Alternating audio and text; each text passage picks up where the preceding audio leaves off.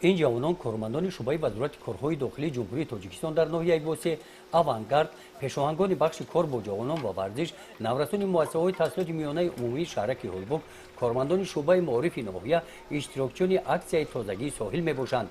اکسیای تازگی ساحل با اقدام وزارت کارهای داخلی جمهوری تاجیکستان روز 6 می بخشیده به اعلان گردیدن 10 ساله بین المللی عمل برای رشد استوار برای سالهای 2018 2028 گذرانیده شد. اشتراکچیان اکسیای تازگی ساحل در ناحیه واسه به حشر برآمده این ساحل دریای یاقسو را از پرتوها تازه نمودند. مقصد از بازگو نمودن چنین اکسیاها در ناحیه بحری تازه نمودن ساحل های ناحیه از هر گونه پرتوها و این تشبث بخشیده به اعلان گردیدن سال 2018 سال روسیای و هنرهای مردم و چطوری که از افزایش سال وحدت ملی پیشوای ملت 10 ساله بین المللی آب برای رشد استوار.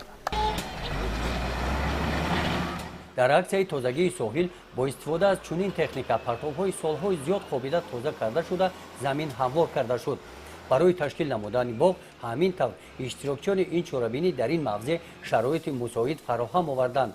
همین طور سال گذشته در کنار دیگری ساحل که راه آهن میگذرد شفت آن را از پرتو تازه نموده باغ بنیاده بودند که با درختان گوناگون سایه افکن و میوه دهنده امروز آن همین گونه منظره جالب و دیدنی دارد.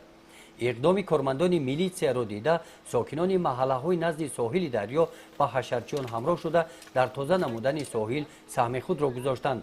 در جنبش چوربینی از نام رهبریت شعبه وزارت کارهای داخلی تاجیکستان در ناحیه واسه با اشتراکچیان اکسیای تازگی ساحل اظهار مینه‌داری بیان کرده شده اظهار کرده شد که دیگر تشکیلات و مؤسسه ها جماعت های شهرک و دهات کمیته های محل اقدام کارمندان میلیسیا را جانبداری نموده در تازه نگاه داشتن منبع های آبی کوچه و محله ها سهم ارزنده خود را گذارند.